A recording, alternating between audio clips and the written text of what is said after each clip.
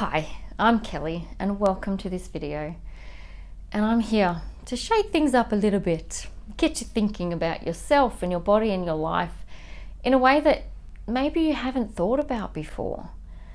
Because you are unique. You are a beautiful woman who gets to choose what is right for you. And as a love body mentor, I feel it is so important for women to connect with themselves on a much deeper level as they listen to the woman within, learn who they truly are, and love every single part of themselves again. Do you feel inspired to love all of you again? If so, then I would love you to subscribe to the Love Body channel so you can discover more love and more joy for your life. So, I always thought that there was someone up there who hated me. That this someone wanted me to suffer. They were doing whatever they could to give me the shittiest life they believed I deserved. I vividly remember this one day I was heading out to just the local park with my daughter. She was about 18 months at the time, and I was taking our dog, Crank, with us to give him a run at the dog park as well. And I was in a bad mood. But then I was always in a bad mood. And I was probably in a bad mood for really no reason at all, other than that the fact I believed my life was shit. So it was time to go, and I bent over to pick up my daughter, and my phone slipped out of my bag onto the tiled floor. Now my bag was completely stuffed, like it was full of clothes and nappies and wipes and food and water and God knows what other things were shoved in there. And it was so heavy, and I literally could not fit one more thing in there. But I put my phone in the pocket. So when the phone slipped out of my bag and onto the tiled floor, smashing the screen, I was fucking pissed. I could not believe it had happened. Like, how on earth did it fall out of there? The thing is, I'd had that phone for almost 2 years, and I was going to keep it. And I was proud of myself because I'd looked after my phone. So when the plan ran out in a couple of months, I was going to put myself on a cheaper phone and just keep the phone, because I liked the phone as well. So, I took good care of it, and it just made me so fucking angry that my phone was now ruined. There was little bits of glass like on the floor and in the screen that there was no way I was ever going to be able to reuse it. So I went out to the car, just feeling fucking angry, like red hot angry. And I looked up at the sky and I said, with all of my red hot anger, fuck you. I said fuck you to this someone who decided it was their mission to make my life as miserable as possible. Like, how dare they keep wreaking havoc on my life and depriving me of being happy. I was trying to be happy, but they were keeping that from me. I mean, what other explanation was there? And really, who was this someone, and why the fuck were they doing this to me? By the time I arrived at the park, I was a little bit calmer. We took Crank to the dog park and then went over to the kids park and let her have a play, and I tied Crank up because he obviously couldn't be in the playground, and he just whinged the whole time. He just wanted to be with us. So after a while, grabbed him, went over, we had some lunch, had a bit of something to eat, and I let him off the lead for a little bit. He was just wandering around near where we were. He was not going to do anything, but it was the wrong thing. So there was that. But I hated to keep him tied up. He just wanted to go and have a little sniff. Then, as I was packing everything up and about to head home, a couple of council inspectors came over to speak to me. They questioned me about not having Crank on his leash, and then they issued me with a fine. And, well, that was it. That definitely proved that someone really and truly hated me. I was just having a fucking shit of a day. I was having a fucking shit of a life, really. And I called my husband on the way back to the car to tell him what had happened, and just crying and wondering why my life sucked so much. Because I was trying to be good. I was trying to be better. And I was definitely doing all I could to be happy. But this someone, well, they were denying me that. They were interfering with that. I just, like, why? Why were they doing that? Because I deserved to be happy, didn't I? I deserved to feel good about myself, didn't I? But I knew I didn't. I knew I didn't deserve anything but the horrible things that kept on occurring, because I wasn't worth it. And I've thought about this experience of me swearing up at this someone often since it happened. But it wasn't until a couple of years later that I finally understood it. Like, all the pieces fell into place about that someone. That someone was me. There was never any mystical someone up there in the heavens watching over me and playing with me as if I were some toy that they were manipulating. They were destroying my life with their evilness because they believed I didn't deserve to feel good and to feel happy and to actually have a great life. I was the one in control. I was the one manipulating my life into the shit show that it was. Not that it was a shit show, that's just how I saw it. Because I only believed it was a shit show because that was the mindset of a woman who hated who she was, who she had become, and who she was raised to be. I was raised by a woman who also didn't like who she was. Her childhood was traumatic, and this blended into her adulthood and then motherhood. She was not taught how to love who she was or even like who she was. So how was she supposed to teach that to her 3 daughters? And my father, well, he doesn't really exist much. Never really did. He just gave me a fear of abandonment. So, yeah, thanks for that. And when I gave birth to my daughter, and she looked up at me and she smiled, like she actually did smile. It was a proper smile, and I'll never forget it.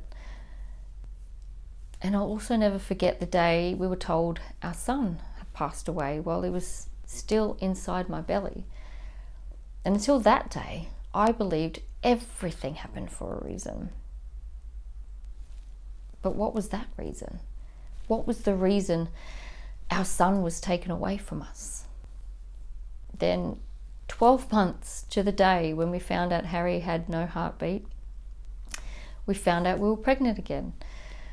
Of course, we were thrilled, but also extremely scared, because what if it happened again? What if that someone took our baby away again? But yet deep down I knew we would always have a daughter. But what was the reason Harry came to us? Why was he given to us and then taken away? It was just another horrible thing that happened to me, wasn't it? And looking back at my life, I have had some truly amazing experiences. I have traveled the world. I met loads of amazing people. I had wonderful jobs working as a nanny. I met the love of my life. I gave birth to 2 beautiful children. I have a great stepson. I own a house. I have a car which I can rely on to get me wherever I need to go. I live in a beautiful part of Australia. I have fantastic friends. I have a great family, even if we're all a little bit fucking messed up. You know, I became a qualified nutritional medicine practitioner. I have a PT qualification. I have a Ho'oponopono qualification, which is forgiveness. I have enough money to have a great life. And the list, it goes on. And there was always one consistent element to everything that happened to me. Me. It was me all along. I was doing those things to myself. I was causing myself pain and misery because I could not believe that I was worth anything more than that. And I told myself over and over and over again, I am not worth it. I do not deserve to be happy. I do not deserve to be free of this hatred for myself. What would that even feel like? To be happy, to be free? Wouldn't even have a clue. I had no memory of ever feeling that way. I'm sure I felt that way at one time in my life, because we don't come into this world with such burdens on ourselves. We are born into our new world with hope and desire and a longing to be loved. And we leave behind the accumulation of negativity and bitterness and anguish that we develop inside of us during our last time on the earth.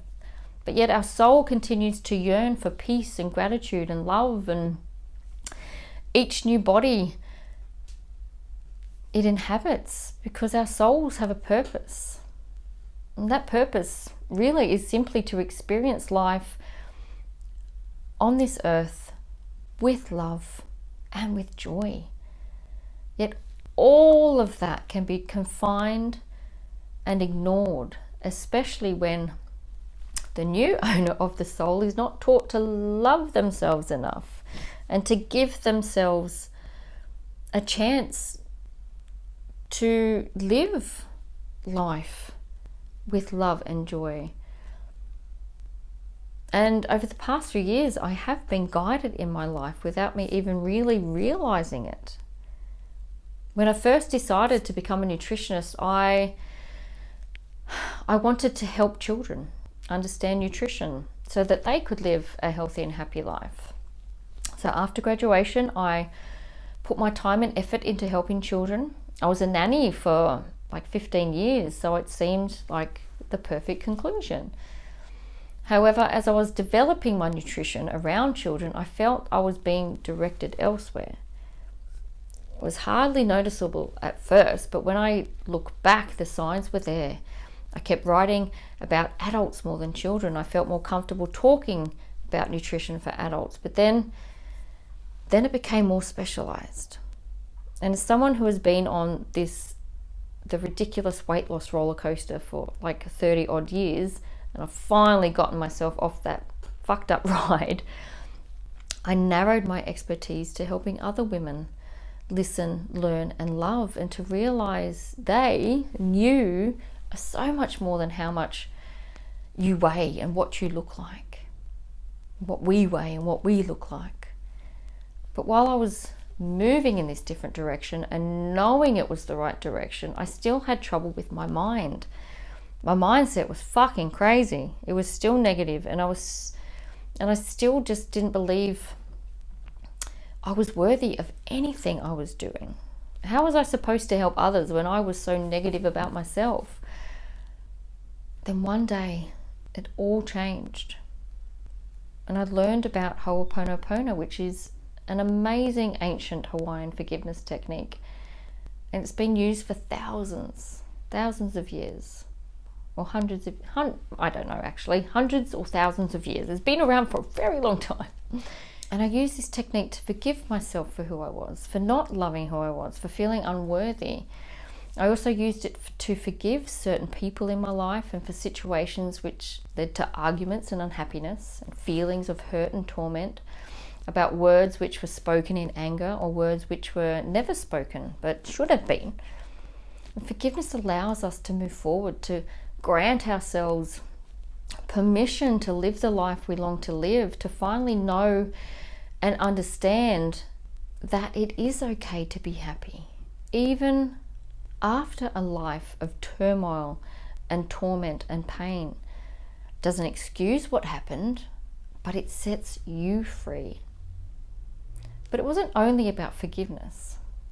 I learned a few other little amazing tricks which clear the mind of debilitating burdens like gratitude and affirmations and meditation, acceptance, empowerment and acknowledgement. Without these power moves, I would not get through the day feeling as amazing as I do today. The only person who can give you these things now that you are a grown up is you. When my daughter was born, I made a promise to myself that I had to do better. I had to be better. I had to be a better mother than the one I was given. I could not be that kind of mother to my daughter and have her become an adult and feel such hatred for herself that she can barely get through the day, where she just exists on this earth not knowing how much she is truly loved, second guessing who she is, not living up to her soul's purpose, and not feeling free. Amongst all of the negative thoughts about myself since Harry was born, there has been one other constant thought. Why was Harry brought into my life and then taken away? And the more I sat with this question, the more clarity I received. He came to me to teach me how to be a good mother, to not let his life be insignificant. And as hard as this is to say, if Harry got to come home with us, there is a strong possibility I may have continued on the wrong path. The universe gave me a gift, a heartbreaking gift, but I am truly grateful for it. And I'm the first to admit that it has been a huge learning curve, this whole motherhood thing. But every day I keep to that promise. I'm not always perfect, and that anger still surfaces a little bit. However, it is being released, and the pressure inside of me is no longer giving way to full-blown explosions. I genuinely feel free, and it feels amazing. And honestly, there are times when the old me pops back in for a little visit. I genuinely feel free, and it feels amazing. And honestly, there are times when the old me pops back in for a visit, but those visits are quick, and thankfully they are few and far between, because I now know how to deal with them. And the best part, when the old me does come to visit, I don't hate her. I don't despise her anymore. I love her because she is still me. I get to love all parts of me in every single moment. Nobody can keep me away from that love. I choose to love every single shitty part of me and every single wonderful part of me. And the wonderful parts are now so much bigger than the shitty parts. They're like this, getting smaller, and it feels so good. And I'm not perfect. I don't try to be perfect anymore. And you don't have to be either, because you are you. And you deserve to be free from whatever is holding you back. All you need to begin is a teeny tiny bit of determination. This is what kept me going, my determination to be better. And there has always been a spark inside of me, and it has now ignited. And that fire in my belly it's propelling me forward to live my life with love and joy and purpose. I've been through my own torment and pain, so I can come out the other side and help as many women as I possibly can to ignite their own spark. Don't let your spark die. Don't be the one to extinguish your own spark. We as women, we've been held back for so long, and we deserve to feel good about who we are and what we look like. We can't let others control our thoughts and feelings any longer. We need to take back our power. Because all women are beautiful. You are beautiful, and you are entitled to love who you are. So give yourself permission to be happy and healthy and loved and adored and cherished and empowered and amazing and beautiful and capable and grateful and forgiving and inspiring and bold and real and passionate and confident and connected and 100% positively you. So now it is your time to listen, learn, and love. Because you do have the power within you to create whatever life that you are looking for. All right, beautiful. Thank you so much for watching. This is an honor for me, being able to speak to you like this. I spent so much of my life being quiet and not speaking up and staying small that I forgot I have a voice worth listening to. You may not always agree with what I have to say. That's fine. This is a conversation between us. I have lots to say, but I also really, really do want to hear what you have to say. So leave me a comment, email me your thoughts, get in touch and let me know what conversations you'd like to have. And if you love this video, please share it. Who do you know who would also love to watch this video? Before you go, I invite you to find out more about the Positively You program. Inside the program, there are more lessons about you and your body and your life, and really figuring out what it is that you want and what you need, so you can focus on bringing more love and fun and joy into your whole being as you listen to the woman within, learn who you truly are, and love every single part of yourself again. All right, until next time, love and joy.